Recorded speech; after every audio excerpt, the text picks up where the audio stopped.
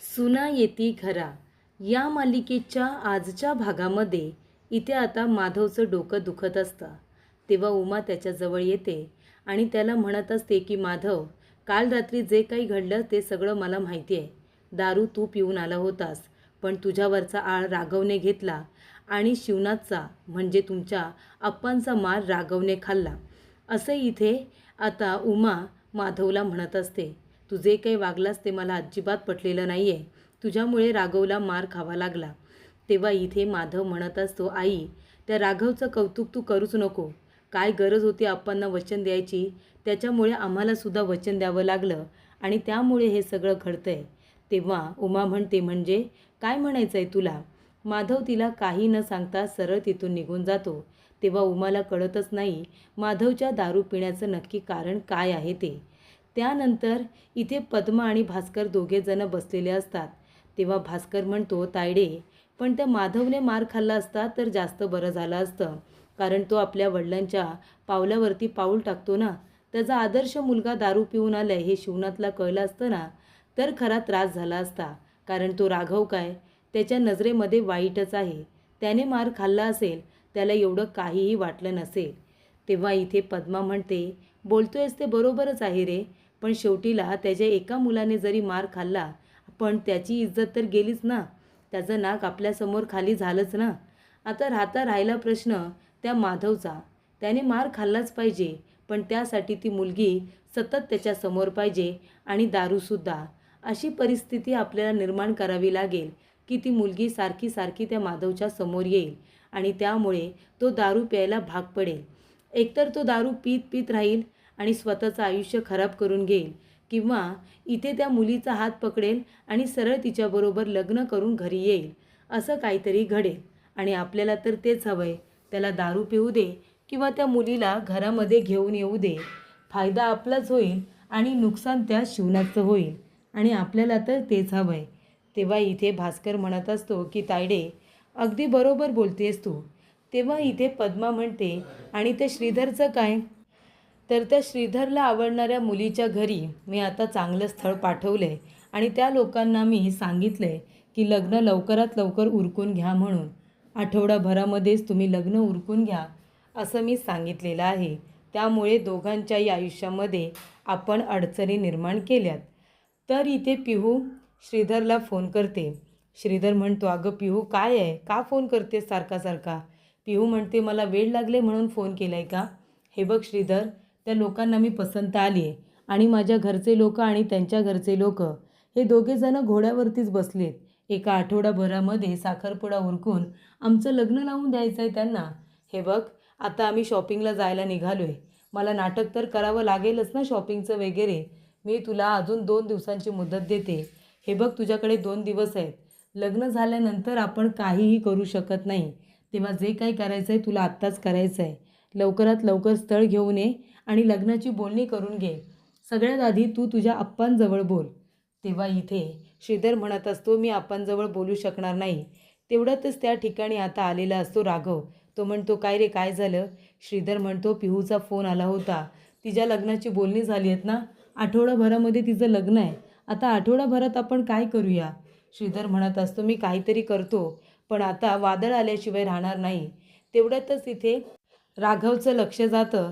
तो म्हणतो, वादळ येणार नाही, वादळ आलंय. ते बघ तिकडे तुझी पिहू आली. तेव्हा इथे श्रीधर म्हणतो, पिहू तू इथे? तेव्हा राघव म्हणत असतो, आता काय करायचं?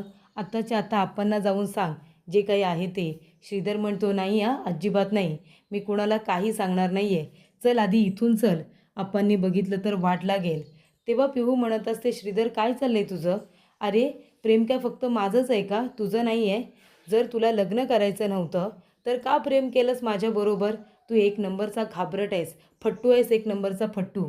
जेव्हा प्रपोज करायचं होतं तेव्हा मस्त शायनिंग मारत माझ्याकडे आला होतास ना प्रपोज करायला, आणि जेव्हा मी ते प्रपोजल स्वीकारलं त्यानंतर लग्नाची बोलणी करायची आहे तर घाबरले आहेस तू. तुला माझ्याबरोबर लग्न करायचं नाही आहे का? तेव्हा एक नंबरचा घाबरट आहे कुठला, उगाच तुला मी हो म्हणाले. तेव्हा राघव म्हणतो, हो ताई, 1 मिनिट थांबा, वाटेल तसं बोलू नका माझ्या दादाला. तेव्हा ती म्हणत असते, बोलू नाही तर काय करू? फट्टूचा एक नंबरचा. लग्नाची बोलणी करायला घाबरतो म्हणजे प्रेम करताना त्याला भीती वाटली नाही, मग लग्न करताना त्याला का भीती वाटते? तेव्हा राघव म्हणतो, आता तर ठरलंच. उद्याच्या उद्या आम्ही येतो लग्नाची बोलणी करायला तुमच्या घरी. तेव्हा ती म्हणते, खरंच? तेव्हा श्री म्हणतो, अरे बाबा काय बोलतोयस तू? तुला कळतंय ना, आप्पांना सांगावं लागेल. राघव म्हणतो, ती जबाबदारी माझी. आजच मी आई आणि आप्पांजवळ बोलतो. ताई तुम्ही काळजी करू नका, उद्याच्या उद्या आम्ही लग्नाची बोलणी करायला तुमच्या घरी येतोय. तेव्हा इथे पिहू म्हणते, ठीक आहे, मी वाट बघते हा तुमची, लवकर या. तेव्हा तो म्हणतो, हां हां येतो, लवकर येतो. तेव्हा श्री म्हणतो, अरे बाबा कशाला बोलतोयस तू? राघव म्हणतो, बोलतो नाही आहे, मी करून दाखवणार आहे, वचन आहे माझं तुम्हाला. श्री म्हणतो, पुन्हा वचन दिलंस? अरे बाबा या वचनाची मला आता भीती वाटायला लागली, कशाला उगाच असं करतोयस?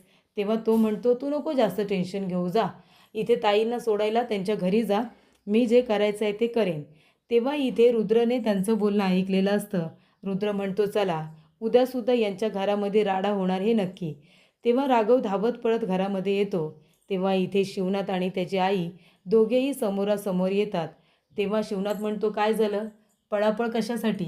राघव म्हणतो, काही नाही आप्पा. आप्पा म्हणतात, चल खोलीमध्ये चल, मला तुझ्याशी थोडं बोलायचं आहे. राघव म्हणतो, माझ्याशी?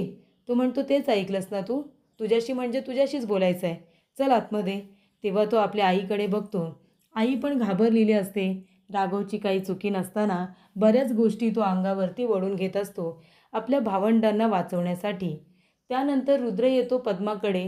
पद्माला म्हणत असतो, आत्ती लय महत्त्वाची खबर घेऊन आलो आहे. ती म्हणते, काय रे बातमी घेऊन आलास? तेव्हा तो म्हणत असतो, अगं तो राघव आहे ना, राघव तो कबूतर झाला आहे, म्हणजे दोन प्रेम करणाऱ्या व्यक्तींना तो आता एकत्र आणणार आहे. तो श्रीधर आहे ना, त्याची लग्नाची बोलणी करायला त्याच्या गर्लफ्रेंडकडे पिहूकडे जाणार आहेत ते लोक. तेव्हा तो आपल्या आईवडिलांशी बोलणार आहे. तेव्हा पद्मा म्हणते, काय शिवनाथजवळ बोलायची हिंमत आहे का त्या राघवची? एकतर तो राघव त्या शिवनाच्या नजरेत खटकत असतो, तो त्याचा ऐकणार तरी आहे का? तेव्हा इथे रुद्र म्हणतो, आती अगं त्याला हलक्यात घेऊ नको, राघव आहे तो राघव, माणसांना कसं बोलण्यात गुंडाळतो ना, त्याला त्याचं बरोबर कळतं, तो त्याच्या वडिलांनासुद्धा गुंडाळायला कमी करणार नाही. तेव्हा ती म्हणते, व्हय का, ठीक आहे, त्याच्याकडे पण बघू आता वेळ आली तर. आधी मला बघू दे तरी, की लग्नाची बोलणी केल्यानंतर त्या शिवनाची काय रिॲक्शन आहे ती ती मला बघायची आहे. एक काम कर रुद्र, उद्या त्यांच्यावरती लक्ष ठेव. लग्नाची बोलणी करायला कोण कोण जाणार आहेत ना, ते तू मला सांग, बाकीचं सगळं मी बघून घेईन. त्यानंतर रुद्र कामाला लागलेला असतो. रुद्रचं एकच काम चोंबडेपणा करायचं आणि ते तो बरोबर करत असतो. तर इथे शिवनाथ राघवला म्हणत असतो, की राघव, काल तू जे काही वागलास ते आम्हाला पटलं नाही. काल तू या घरामध्ये दारू पिऊन आलास. मी नेहमी तुला बोलत असतो, असं तुला वाटतं ना की मी तुझा राग करतो, पण माझं काही चुकतंय का सांग ना? बाप म्हणून मी चुकतो का? अरे मी जन्माला आलो म्हणून अनाथ म्हणून आलो. बापाचं प्रेम काय असतं, बाप कसे संस्कार देतो, कसं वाढवतो, मला काहीच माहिती नाही आहे. मी अनाथ होतो ना, माझ्या परीने मी मुलं वाढवण्याचा प्रयत्न केला, पण मी चुकलो का कुठे? मी तुला जास्त बोलतो असं वाटतं का? तेव्हा राघव म्हणतो, नाही अप्पा असं नाही आहे. शिवनाथ म्हणतो, नाही असंच आहे ना, तुला सतत बोलत असतो म्हणून तुला माझा राग येत असेल. अरे पण तू बघ ना, माधवकडे बघ, श्रीधरकडे बघ, दोघेजणं नाकासमोर चालतात आणि तुझी वाट नेहमी वेगळीच.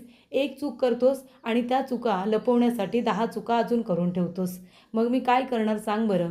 आणि काल तर तू हद्दच पार केलीस. काल तू दारू पिऊन आलास. तुला माहिती आहे काल काय झालं? दारू पिऊन आल्यानंतर तुझ्या आईला किती त्रास झाला माहिती आहे तुला? हे बघ बाळा, माझं तुझ्या आईवरती प्रचंड प्रेम होतं आणि मी तिच्याबरोबर लग्न केलं, कारण तिचीसुद्धा इच्छा होती माझ्याबरोबर लग्न करायची म्हणून. तिच्याबरोबर मी लग्न केलं आणि तेव्हाच स्वतःला आणि तिला एक वचन दिलं, की तुझ्या डोळ्यात कधी पाणी नाही आणणार म्हणून. आणि तेव्हापासून आत्तापर्यंत नेहमी तिला आनंदी ठेवण्याचाच प्रयत्न केला आहे. पण काल तू दारू पिऊन आलास आणि तुझी आई खूप रडली, तिला खूप त्रास झाला. तेव्हा मी तुला एकच विनंती करेन, पुन्हा असं काहीच करू नको की माझ्या उमाच्या डोळ्यामध्ये पाणी येईल. एक बाप म्हणून मी तुला विनंती करतो, असं काहीही करू नको की माझ्या बायकोच्या डोळ्यात पाणी येईल, तिला त्रास होईल, कळलं तुला? असं म्हणून राघवच्या खांद्यावरती हात ठेवून शिवनाथ आता जात असतो. तो म्हणतो, यापुढे मी तुला काहीच बोलणार नाही, एक शब्द बोलणार नाही, तुला दुखावणार नाही, पण माझ्या बायकोच्या डोळ्यामध्ये पाणी येता कामा नये.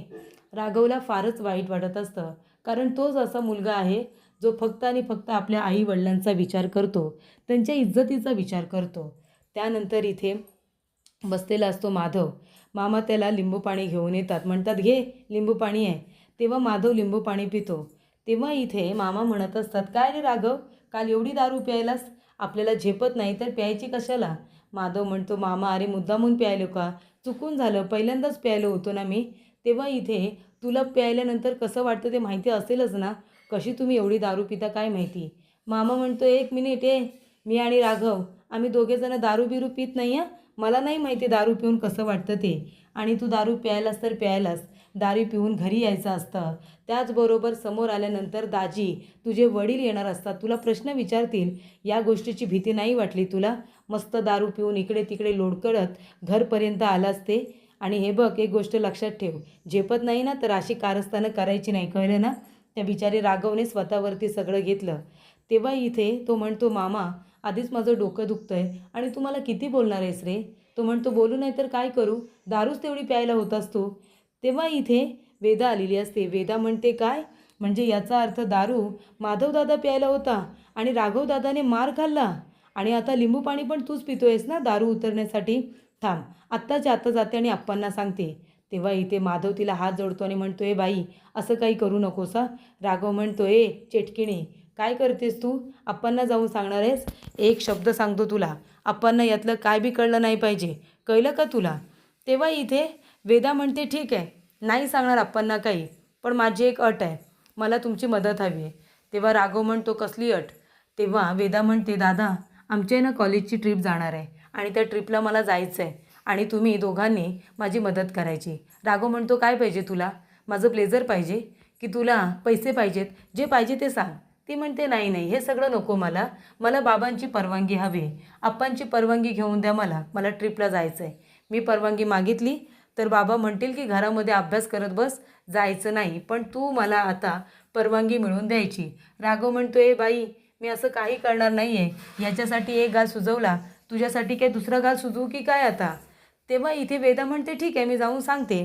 तेव्हा तिथे तिची आई येते आणि म्हणते, उमा, हे बघ वेदा, बाबांकडून परवानगी मी मागून घे, पण तू ही गोष्ट बाबांना सांगायची नाही की माधव दारू पिऊन आला होता, ठीक आहे? ती म्हणते, म्हणजे आई तुला पण माहिती होतं माधव दादा दारू पिऊन आला होता? हे काय यार, तुम्हाला सगळ्यांना माहिती होतं, फक्त मलाच माहिती नव्हतं. जाऊ दे, या घरामध्ये ना मला राहायचंच नाही आहे. मामा म्हणतात, मग कुठे जाणार? तेव्हा वेदा म्हणते, मामा कट्टी, मला कुणाशीच काही बोलायचं नाही आहे, आणि ती पण निघून जाते. तेव्हा माधव म्हणतो, मामा अजून एक ग्लास लिंबू पाणी आण ना. तो म्हणतो, हो आणतो लिंबू पाणी, करतो तुझी सेवा. त्यानंतर इथे माधव राघवकडे बघतो आणि त्याला म्हणतो, सॉरी. तेव्हा तो म्हणतो, सॉरी? तो म्हणतो, नाही थँक्यू. तेव्हा राघव म्हणतो, अच्छा काय रे दाद्या, सॉरी आणि थँक्यू दोन्ही बोलणार आहेस?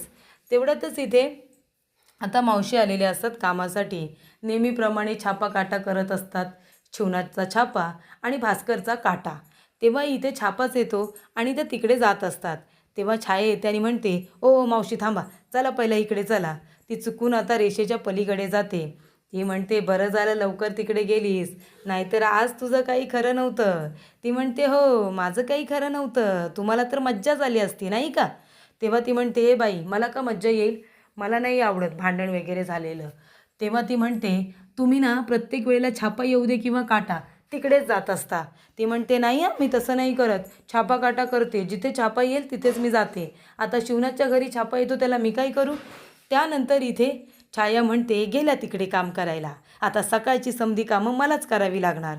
चला छाया, कामाला लागा चला. तर इथे आता आपली जी अन्विता आहे ना, ती फोनवरती बोलत असते. ती म्हणत असते, रोशू हां डार्लिंग बेबी, येते ना मी, तू नको काळजी करू, मी वेळेवरती पोचेन. तेवढ्यातच तिची आई तिथे येते आणि तिचं बोलणं ऐकते. ती म्हणते, हां पोचते, मी पोचते हां. तेवढ्यात भास्कर तिथे येतो. तेव्हा इथे भास्कर म्हणत असतो, काय गं बेटा, काय झालं अन्विता?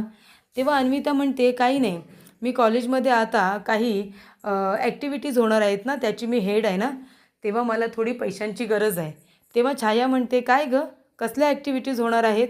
कॉलेज तर मी पण केलं आहे, शेवटच्या म्हणजे शेवटच्या महिन्यांमध्ये ॲक्टिव्हिटीज होतात ना सगळ्या. ती म्हणते, नाही गाई, तसं नसतं आता, हल्ली स्टार्टिंगपासूनच सगळ्या ॲक्टिव्हिटीज सुरू होतात आणि त्याची हेड मी आहे, मग पैसे नको का खर्च करायला?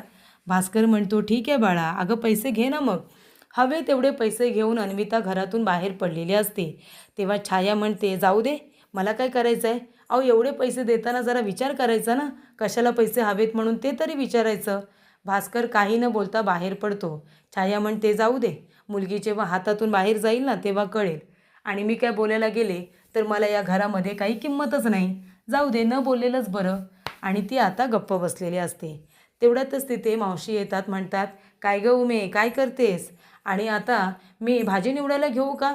मेथीचे पराठे करूया, मेथी फ्रीजमध्ये आहे ना, खराब होऊन जाईल, मेथीचे पराठे करूया. ती म्हणते अगं मावशी, कामाचं नंतर बोलू, तुझ्यासाठी चहा करून ठेवलाय, तो गाळून घे, तेवढा चहा घे आणि मग कामाला सुरुवात कर. तेव्हा ती म्हणत असते हे बघ, हे मला तुझं उमे खूप आवडतं. तुझा हा जो गोड स्वभाव आहे ना माणसाशी बोलण्याचा, त्याच्यामुळे सगळ्यात आधी मी तुझ्या इथे येते आणि मग त्यांच्याकडे जाते. मला तुझ्याजवळच आवडतं पहिले यायला. तेव्हा ती म्हणते आणि काल काय झालं गं, कानावरती आलं काहीतरी भांडण झालं म्हणून. तेव्हा इथे उमा म्हणते काय सांगू तुला मावशी, अगं माधव दारू पिऊन आला होता आणि राघवने तो सगळा आळ स्वतःवरती घेतला. तेव्हा इथे मावशी म्हणत असते की याला काय अर्थ आहे? आता तो जर दारू पिऊन आला होता तर वाईट तर राघवच झाला ना. शिवनाथला वाटेल की राघवच दारू पिऊन आला आणि तोच वाईट ठरेल. असं त्याने नाही करायला पाहिजे होतं, सांगायला पाहिजे होतं ना दारू तो प्यायला नव्हता म्हणून. त्यानंतर प्रेक्षकांनो पुढील भागामध्ये इथे आता शिवनाथ आहे ना श्रीधरला घास भरवतो. तो म्हणतो आज तू खूप चांगली कामगिरी केलीस, हे घे घास खा. आणि नंतर इथे आता भरवतो वेदाला, त्यानंतर माधवलासुद्धा. तेव्हा राघव त्याच्याकडे बघत असतो. तो म्हणतो आप्पा मला. तेव्हा इथे राघव त्याच्याकडे आता बघत असतो प्रेमाने, पण त्याच्याकडे शिवनाथ आता दुर्लक्ष करतो. त्यानंतर इथे राघव, श्रीधर आणि मामा तिघेजणं लग्नाची बोलणी करण्यासाठी पिहूकडे जात असतात. तेव्हा श्रीधर म्हणतो राघव, आपण लग्नाची बोलणी करायला जातोय हे जर आप्पांना कळलं ना तर आप्पांना खूप राग येईल, खूप मोठा राडा होईल. तो म्हणतो काय नाही होणार, चल आपण जाऊया. त्यानंतर भास्कर म्हणतो रुद्र, एक गोष्ट लक्षात ठेव, त्यांचा पाठलाग कर आणि लग्नाची बोलणी करायला कधी जात आहेत, कुठे जात आहेत हे तू मला जरा सांग. तेव्हा राघव आता आपल्या कामाला लागतो चोंबडेपणाच्या. त्यानंतर इथे समोरून येत असते अन्विता, बाजूने जात असतो राघव आणि दोघांची आता एकमेकांच्या गाडीला टक्कर लागते. तेव्हा इथे अन्विता म्हणते राघव तू. तेव्हा इथे राघव आणि त्याचबरोबर श्रीधर हे दोघेजणं तिच्याकडे बघायला लागतात आणि इथे अन्विता भयंकर चिडलेली असते.